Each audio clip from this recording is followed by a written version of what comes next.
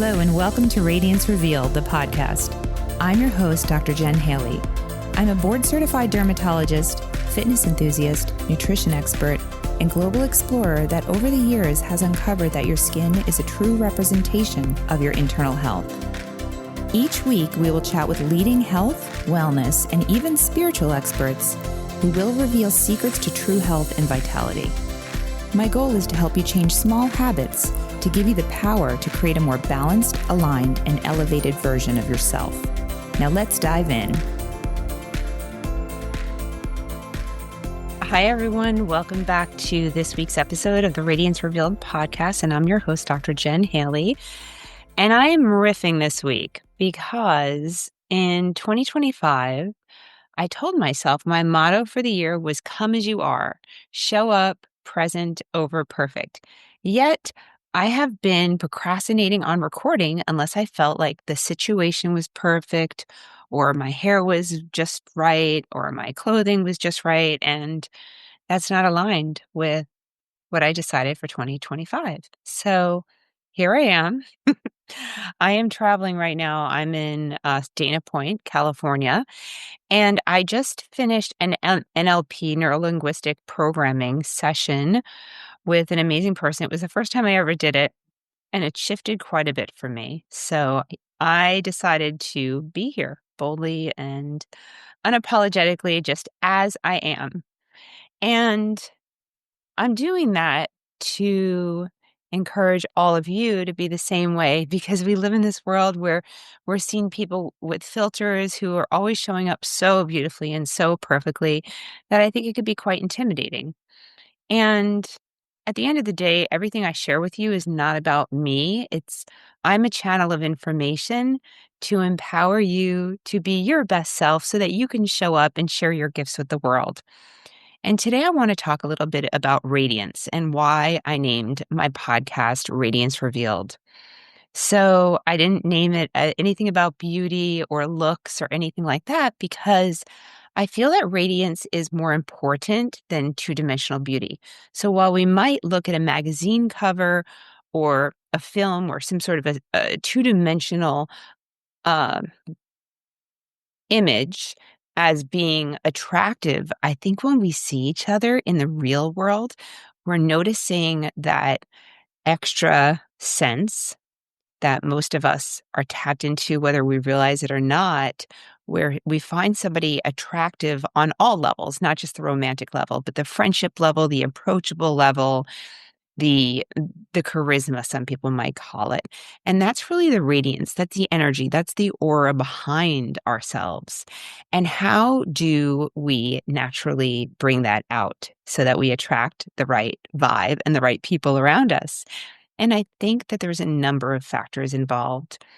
And the first one being curiosity, showing up with a curious, playful mindset of every situation is fascinating. Every situation is interesting. What can I learn from this person?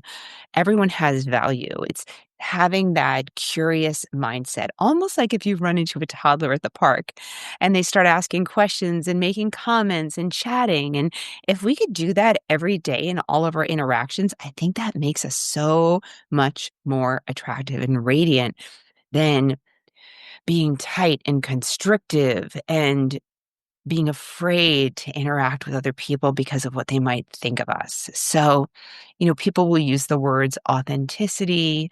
They'll use the words, just being aligned with yourself.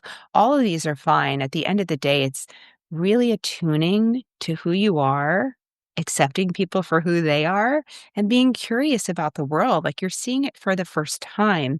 And that really can help us show up as radiant. I think another thing is aligning and attuning with nature. And I will talk about the rhythms of nature when it comes to skincare and other things that I want you to take a look at.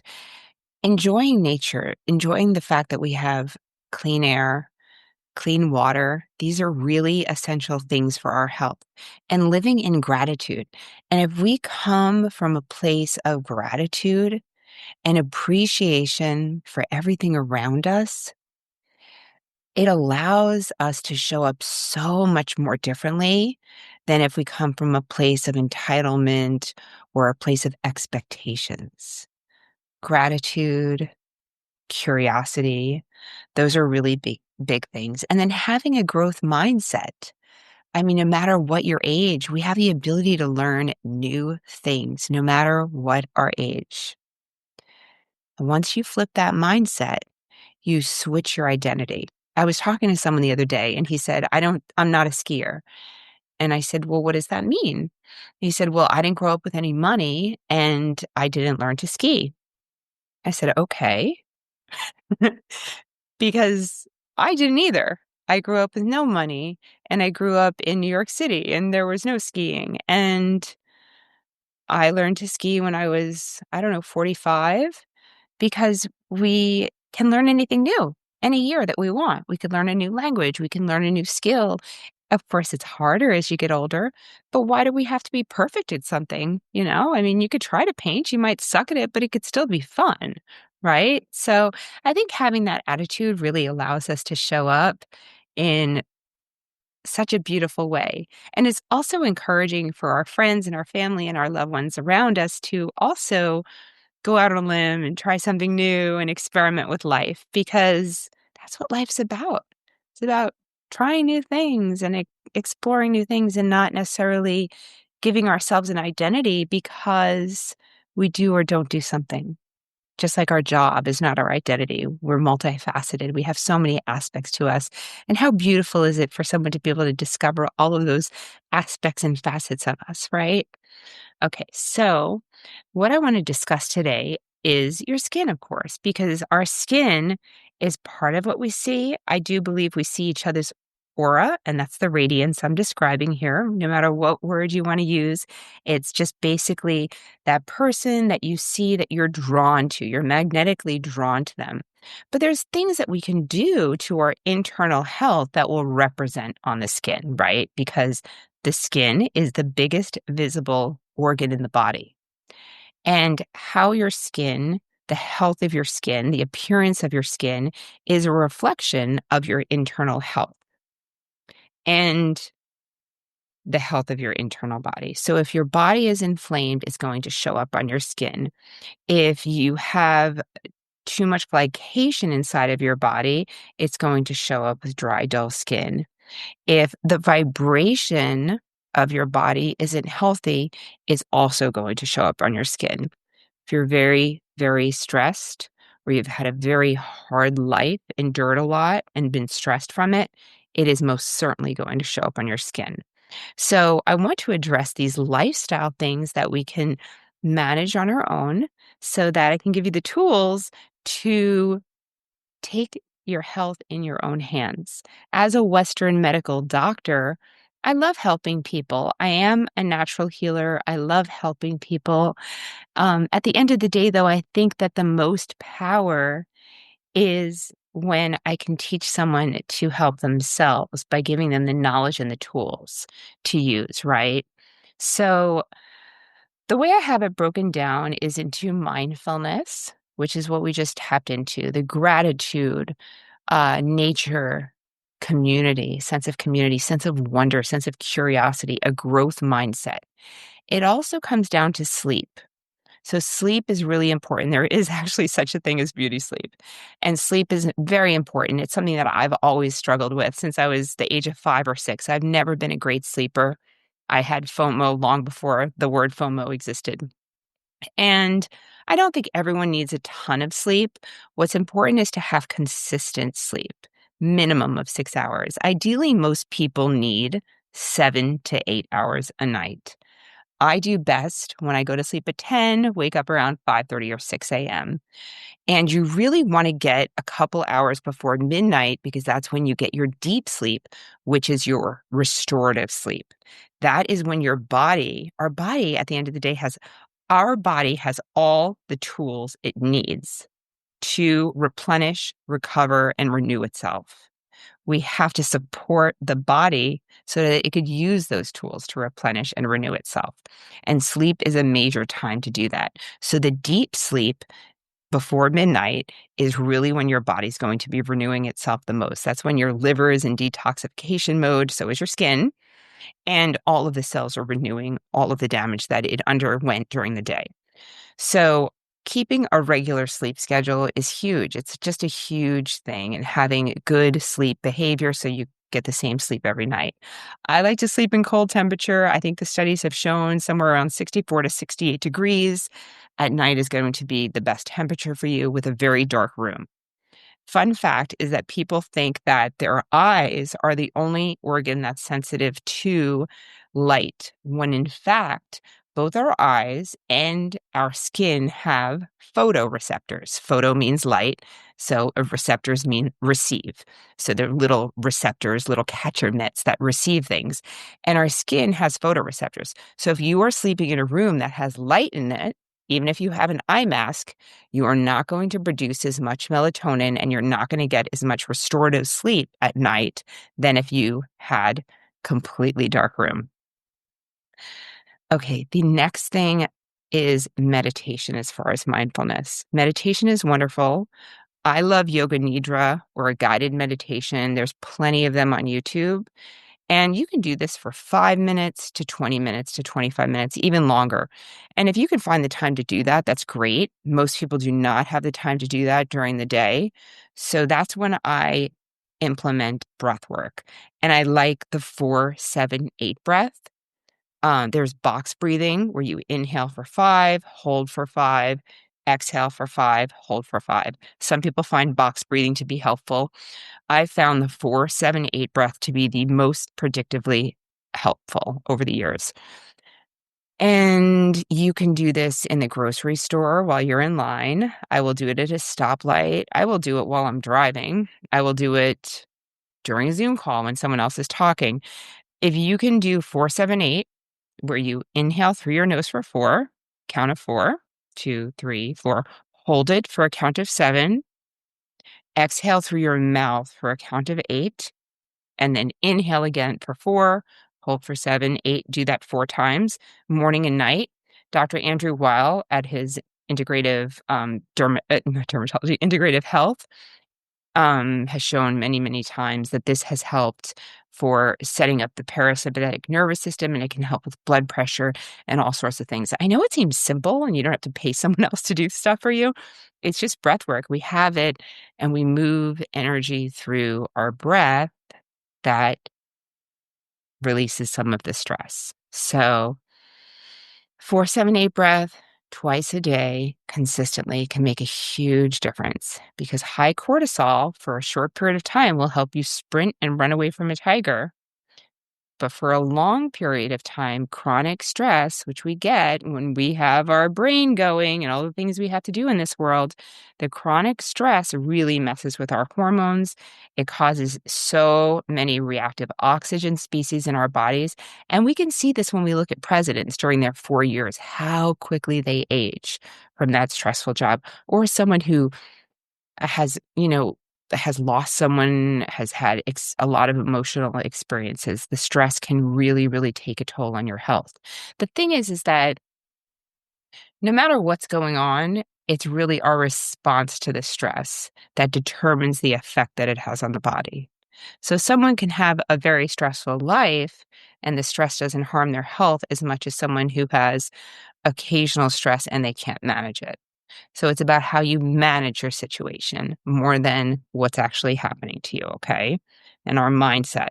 So accepting, knowing, embracing the uncertainty, and being excited about the possibilities. The world is full of creative possibilities.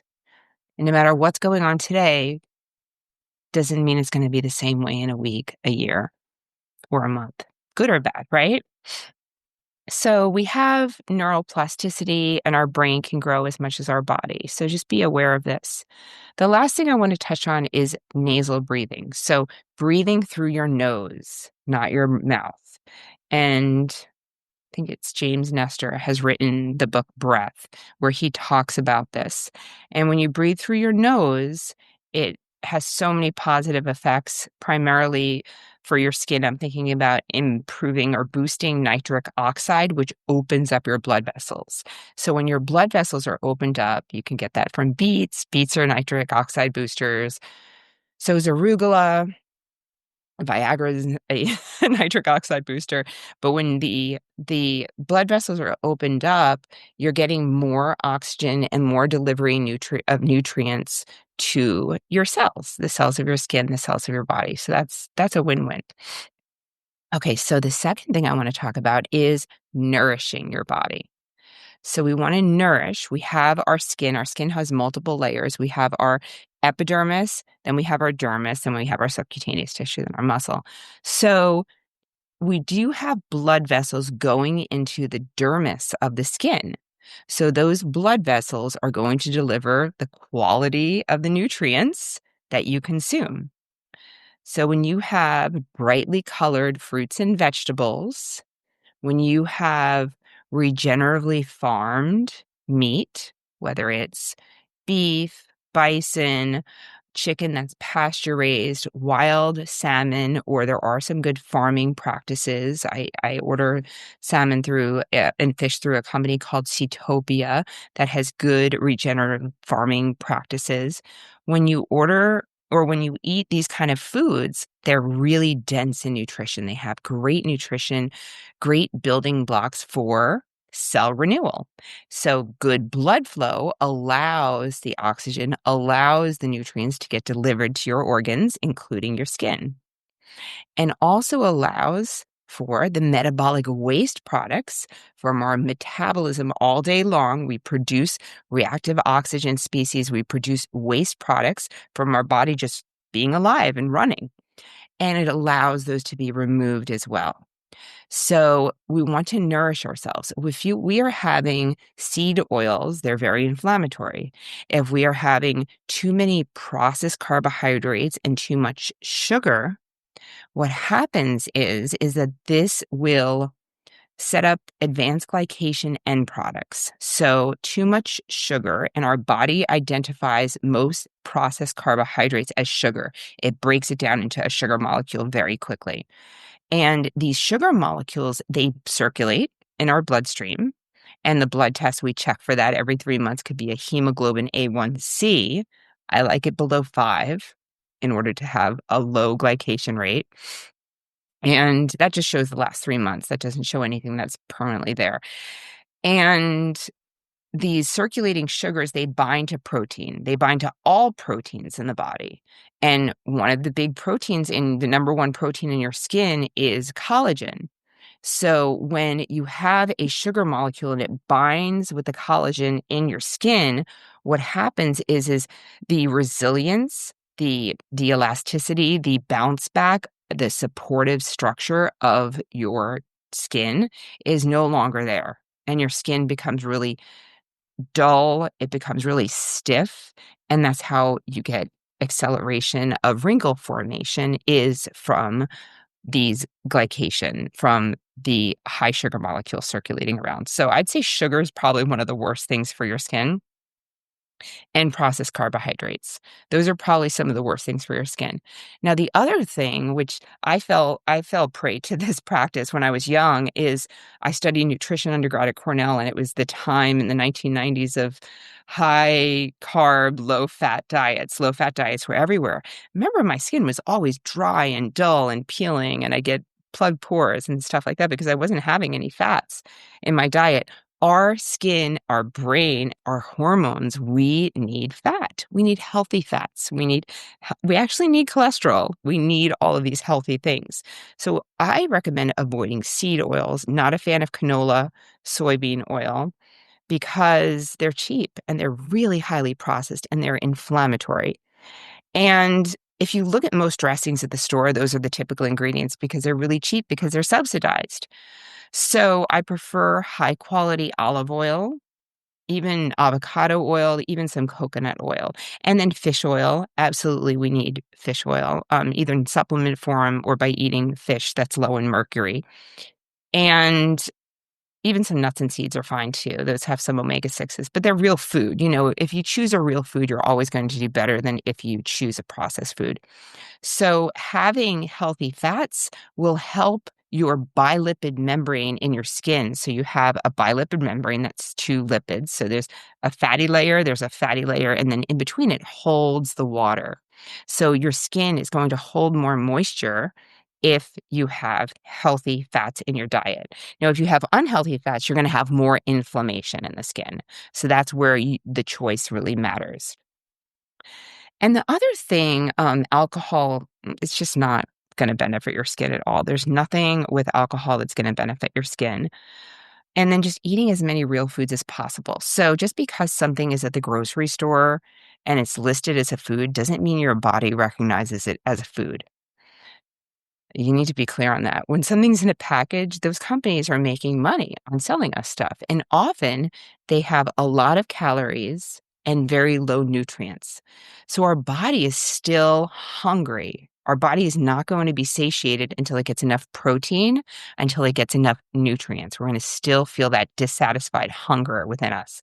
So as we get older and we don't need as many calories and we need more nutrition, or if you're pregnant and you need a lot of nutrition because you're growing a baby inside of you, you really need to look at what is the most nutrient dense food. What has the most nutrients for the least calories?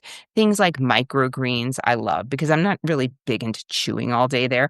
And then getting really highly sourced, very well sourced food. If you have regeneratively farmed bison that's grass fed and grass finished, you're not going to need to eat as much, and you're going to get a lot more nutrition with a better omega-3 profile than if you have corn fed beef that's conventionally farmed.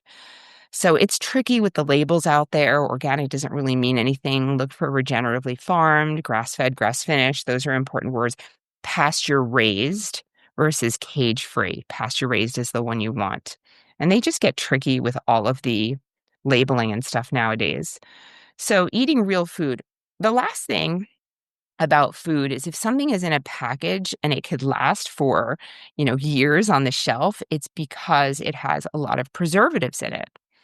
And we know more and more over the last 10 years about the gut microbiome and how essential our microbiome is. The bacteria, the viruses, the archaea, the yeast, the fungi, all of the things that live inside of our body, inside of our gut, and on our skin. The microbiome is so important for our overall health because our brain, our skin, and our gut come from the very same cell line when we're in an embryo. So all of them are interconnected as a full-bodied person. And if you don't have a healthy gut, often you don't have good moods and you don't have a healthy brain, and you also don't have healthy skin. So taking charge of your gut is huge. And if you have foods that have a lot of preservatives that are preventing organisms from growing on the food so they could sit on the shelf for years, these preservatives, we're consuming them, they're going inside of our body, and they are killing our own microbiome. So eat fermented foods more than just taking probiotics. Have a lot of prebiotic fiber in your foods. You can take supplements as well. But at the end of the day, you want to avoid anything that's going to kill your own microbiome, whether it's antibiotics or whether it's preservatives in food that's all around us. Okay. Okay, so the other thing is we're going to talk about nourishing your skin on the outside in. So our blood flow goes to our dermis from the inside out, but we don't have any blood flow that's going to our stratum corneum or the rest of our epidermis. So our body will find homeostasis with the environment. So if you live somewhere dry, your skin is going to often be dry if you don't use some moisturizer. There's really a very basic foundational skincare, and I'm going to go into skincare alternative options in the next podcast. But basic skincare would be to cleanse twice a day, morning and evening. And you want to massage your skin, move the lymphatics. It will help get rid of any puffiness you have, help kind of drain any of the metabolic waste products, and bring the blood supply to the area. Gentle massage. So I recommend a gentle cleanser. A lot of times people will be dry because they're using too harsh of a cleanser. So you want to use a gentle cleanser. You don't need your cleanser to foam to be effective. You just want it to remove dirt, debris, and as long as you don't have oil on your skin, you don't need a sudsing cleanser. Remember that. Then you want a high quality vitamin C every morning. So there's ascorbic acid, which can be very irritating and cause acne to a lot of people. It is the active form of vitamin C. But unfortunately, with L-ascorbic acid, it turns brown pretty quickly because as soon as it's exposed to light, oxygen, or heat, it gets broken down and it becomes inactive because it's so volatile. It's not stable at all. So there's different types of vitamin C now in formulations that I'd prefer for you to look for. There's THD ascorbate. There's sodium ascorbyl phosphate and magnesium ascorbyl phosphate. And those are great forms that convert into L-ascorbic acid and will help protect your skin from reactive oxygen species during the day when our body is in protective mode. Okay, so vitamin C, preferably if it has a vitamin E in it, and ferulic acid, which will boost the antioxidant properties. That's what I like people to apply in the morning after cleansing, and then a moisturizer, and then sunscreen. Every single day, you need sunscreen. What do you look for? SPF 30 or higher, containing zinc oxide that you like to wear. Some sunscreens feel like plastic wrap on my skin. I'm not going to wear it. Some feel like nothing. I have like a sunscreen. All I have on right now is a tinted sunscreen. Feels like nothing on my skin. I am prone to pigmentation. If someone is prone to pigmentation on their skin, look for a tinted sunscreen containing iron oxide because the iron oxide will help protect from the blue light and the visible light that can be uh, contributing to hyperpigmentation of the skin, and apply it every single day before leaving the house.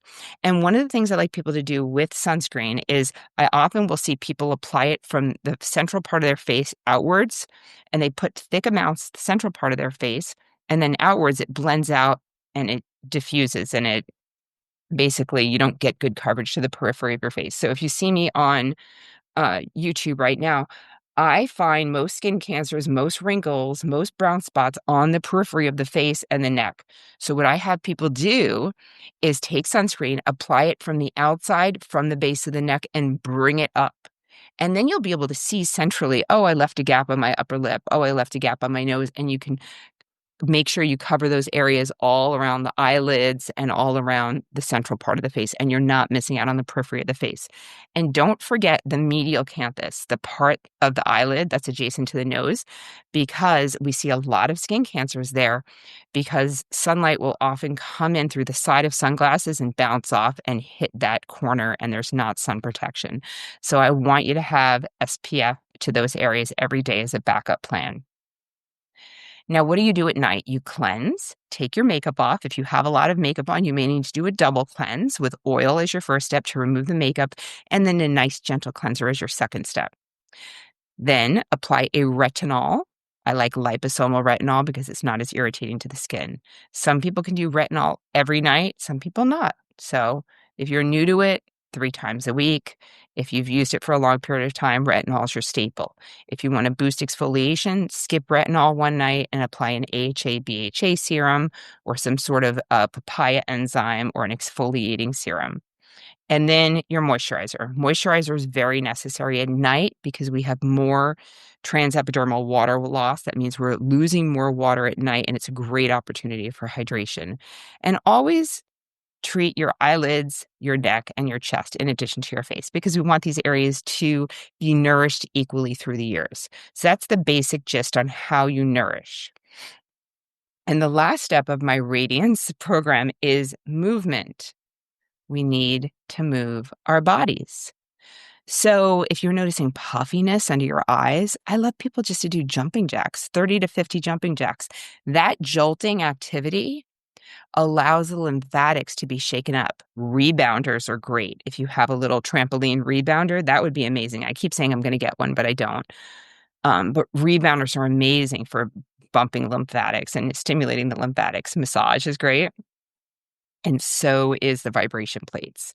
They're I travel a lot, so they're pretty big and heavy for me, but those are all great in an ideal world. So that would stimulate the lymphatics to help with any puffiness and also, drainage that we need. I think the lymphatics are not talked about enough. And then we have to move our bodies. We don't move enough. So I think one of the bad things that people do is they go to the gym for maybe a half hour to an hour and they do nothing else the rest of the day. I think NEAT or non-exercise activity thermogenesis, that constant movement, getting up, moving around, getting up, moving around, doing exercise snacks, maybe some air squats in the middle of your workday, just moving and walking when you can, taking that meeting outside and going for a walk. It's a great reason to have a dog to go for walks. The more we move, the better. Our body gets weaker the less we move it, and it gets stronger the more we move it. So exercise is pretty complicated. I probably should do a deeper dive for skin and exercise because as we age, we want to start looking at different exercises.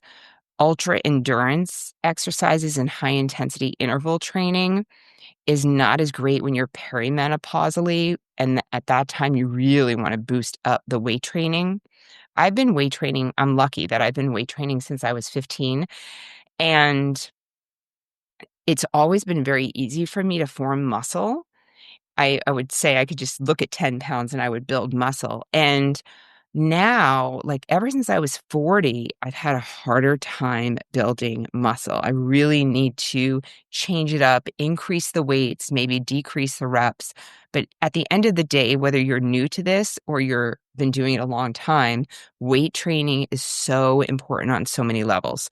So weight training is the one way you could choose to shape your body. If you do a lot of endurance or cardio, you're not gonna change the shape of your body. You're just gonna get a smaller body or a bigger body. With weight training, you could actually build muscle to change the shape of your body, which is kind of cool. It's empowering, right? The other thing is when we stimulate our muscle enough to cause a little bit of trauma, it responds by getting stronger. And in that response, it sends out signals called myokines. And those myokine signals send signals to the bone to make the bone stronger. So as we get older, our bones are getting weaker and weaker and weaker. And falling is a really big risk factor for getting hurt and death, unfortunately. If you fall and you fracture a hip, you have a high likelihood of dying in the next year.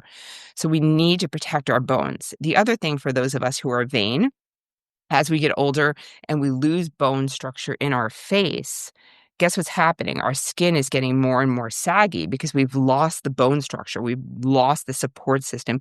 We've lost the structure. So the more healthy we can keep our bones, the less problem we're going to have with sagging skin because we're going to have all of that support and the scaffolding of our skin. So on the bones. So healthy bones are huge, and making sure your vitamin D is optimized. I do like people to get a little bit of sun on the torso of their body when they can. 10 to 15 minutes a few times a week, depending on your skin tone and depending on where you live and how far you are from the equator. You can check out the podcast with Dr. Katie Varman. I don't remember what number it is right now. And we talked about the specifics of vitamin D with that. But basically, I still want you to protect your face, your neck, your chest, the back of your hands, the areas that show wear and tear and aging over time. And you can expose the torso, the lower risk areas. You never need to get burnt or tan. I don't believe in that base tan. That's ridiculous. So you don't need to get burnt or tan to make enough vitamin D. I still find that people need to supplement. So I usually recommend about 5,000 IU per day of vitamin D3 with K2 because the vitamin K2 is going to tell calcium where to go. Does calcium go to the blood vessels? Does it go to points of injury, or does it go to bone and teeth and other places we need it? So that's why I like vitamin D3 with K2. And we also need to make sure we have magnesium. because our soil doesn't have enough. So we're not getting magnesium typically through the diet. So I often will recommend magnesium threonate or glycinate. Or Buy Optimizers has all 7 forms of magnesium. The code Dr. Jen, DRJEN, will get you a discount. And also, if you make vitamin D from the sun, it's not going to convert into the active form without magnesium. So I pretty much recommend vitamin D3, K2 to everyone. The dose depends on their baseline levels. I recommend magnesium about 400 milligrams a day. And I also recommend fish oil to people. It can thin the blood, so you have to check with your doctor. And that's the big thing. I also, when people say what kind of exercise, I always say whatever is fun. So I just think it's important to do something that's fun to you and not add another to-do list to your life, right?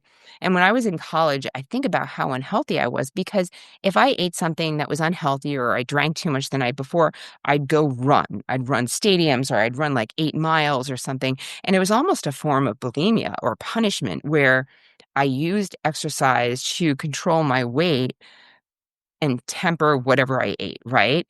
And I woke up one day, I said, this is ridiculous. This isn't healthy. It's more stressful for me.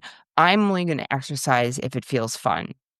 So now I think, okay, if I just walk through the door at the gym, I've already done more exercise than I would have done if I didn't do it, if I didn't leave the house. And the thing is that once you're there, you end up doing something. And even if you work out 10 minutes a day, just say you have a bad week, you only worked out 10 minutes. That's still an extra hour that week. And it's still 52 extra hours at the end of the year that you wouldn't have done if you've convinced yourself you weren't going to go to the gym or you weren't in the mood. So I use this compound effect often with everything. Little things make a big difference over time, whether it's eating the extra chocolate chip cookie every day that adds up to 10, 15 pounds a year, or doing 10 extra minutes of something. It doesn't have to be all or nothing. We don't have to be all in or all out. Just a little bit can make a big difference over time. So I hope this has helped you. A lot of it is really our mindset towards things and our attitude towards things that can change our whole perception of the world. And I have a lot of questions. Keep sending me your DMs on Instagram at Dr. Jen Haley, DRJENHALEY. I love answering them. I really do this podcast for you because I feel like it's my duty and my enjoyment to give back and share my knowledge and all the mistakes I've done and everything I've seen over the years to help you be the best self that you can be. Because if you're your best self, if you feel the best about yourself, if you show up with your purpose and everyone's kind about it, we're just going to have a more beautiful world. So who doesn't want that? Okay, if you like this episode, please share it with a friend and please subscribe and ask me anything. I love it. Okay, take care. Bye, everyone. If you're enjoying the Radiance Revealed podcast, please don't forget to subscribe so you'll always know when there's a new episode. And while you're at it, please give us a review, as that helps others to find this podcast. And if you want to connect with me, please visit my website, drjenhaley.com, or you can find me on Instagram at drjenhaley. Hello, everyone. Just a friendly reminder that this podcast is for educational and informational purposes only. The statements and views expressed on this podcast are not medical advice. Opinions of guests are their own, and this podcast does not endorse or accept responsibility made for statements made by guests. Neither this podcast nor any of the information contained within it are a substitute for care by a qualified medical professional. This podcast is provided with the understanding that it does not constitute medical or professional advice or services. If you are looking for help in your journey, please seek out a qualified medical practitioner.